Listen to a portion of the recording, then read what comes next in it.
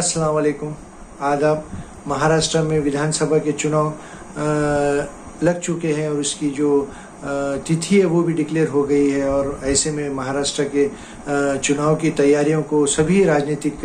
दल अपने अपने तौर पर इसकी तैयारियों को लग गए हैं और भाजपा ने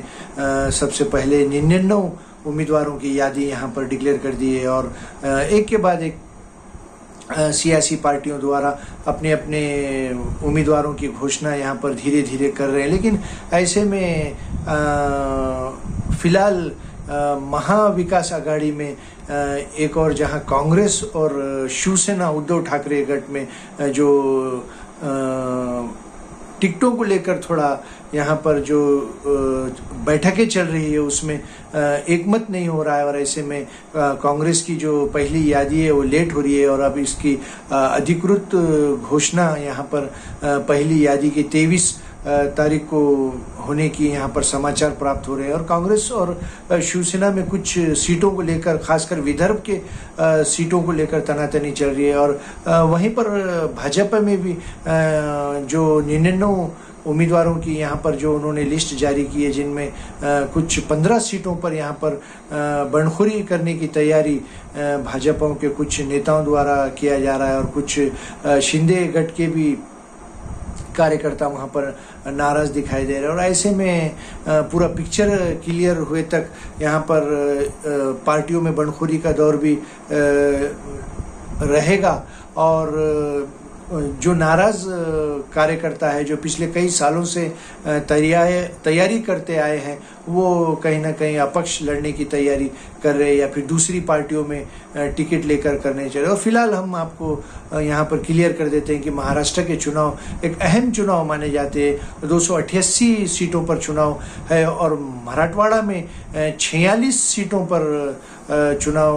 होंगे। 46 विधायक मराठवाड़ा से चुनकर जाएंगे और मराठवाड़ा में 8 ज़िले मौजूद हैं जिनमें प्रमुख तौर पर औरंगाबाद है, जालना है, परभनी है, बीड़ है, हिंगोली है, नांदेड़ है और उस्मानाबाद है। इन 8 जिलों में 46 विधायक चुनकर जाएंगे और पूरे महाराष्ट्र में 288 विधायक चुनकर आएंगे और ऐसे में महाराष्ट्र में जो प्रमुख दल है एक और महाविकास आघाड़ी है जिनमें प्रमुख तौर पर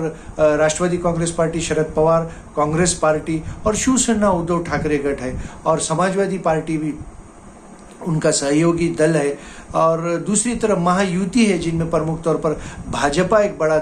दल है और शिवसेना शिंदे गठ और अजित पवार राष्ट्रवादी कांग्रेस पार्टी गठ है और तीसरा मोर्चा भी यहाँ पर बनने जा रहा है। बच्चू कडू और शंकर अण्णा धोंडगे और राजू शेट्टी प्रमुख नेताओं के संभाजी राजे के प्रमुख नेताओं के नेतृत्व में एक तीसरा मोर्चा भी यहाँ पर बनने जा रहा है और वो भी पूरी ताकत से और मन से भी अपने तौर पर पूरी ताकत से चुनाव लड़ने की यहाँ पर उन्होंने घोषणा की है। लेकिन मनसे का मुंबई और अतराफ में थाने में और मुंबई के अतराफ में कुछ सीटों पर मनसे की और महायुति के तालमेल से एक दूसरे को समर्थन देने के भी समाचार यहाँ पर आ रहे हैं। लेकिन ऐसे में महाराष्ट्र का चुनाव काफ़ी दिलचस्प होने वाला है और मजलिस इत्तेहादुल मुस्लिमीन वंचित बहुजन आघाड़ी ये भी एक बड़ा फैक्टर यहाँ पर देखा जा सकता है महाराष्ट्र के चुनाव में। इन दोनों पार्टियों को भी नज़रअंदाज किया नहीं जाता है क्योंकि मजलिस इत्तेहादुल मुस्लिमीन में एक बड़ा तबका मुस्लिम समाज का यहाँ पर मौजूद है, उनके फॉलोअर है, उनको चाहने वाले मजलिस को और वंचित बहुजन आघाड़ी में सभी समाज के लोग हैं जिनमें प्रमुख तौर पर मुस्लिम है, दलित है, बौद्ध है और ओबीसी समाज है और मराठा समाज है और वंचित बहुजन आघाड़ी एक के बाद एक सभी समाजों को लेकर अपने अपने उम्मीदवारों की घोषणाएं करती आ रही है और उनकी तीसरी लिस्ट यहाँ पर डिक्लेयर हो गई है और तीसरी यादी उनकी यहाँ पर डिक्लेयर हो गई है वंचित बहुजन आघाड़ी की। और ऐसे में महाराष्ट्र के चुनाव में महाविकास आघाड़ी, महायुति, तीसरा मोर्चा, मजलिस इत्तेहादुल मुस्लिमीन, वंचित बहुजन आघाड़ी, समाजवादी पार्टी और शेकअप भी चुनाव लड़ने की तैयारी कर रहे हैं और एक दिलचस्प मुकाबला यहाँ पर होगा। और क्या महायुति फिर से रिपीट होगी महाराष्ट्र में सरकार बनाने में, या फिर महाविकास आघाड़ी सरकार बनाती है, ये देखने लायक होगा। और मजलिस इत्तेहादुल मुस्लिमीन और वंचित बहुजन आघाड़ी समाजवादी पार्टी के शेकअप के कितने विधायक चुनकर आते हैं, क्या अपक्ष की संख्या ज़्यादा होती है और अपक्ष का महत्व क्या बढ़ जाता है विधायकों का, ये एक देखने लायक होगा। चलिए फिर एक नए मुद्दे के साथ, अल्लाह हाफिज़।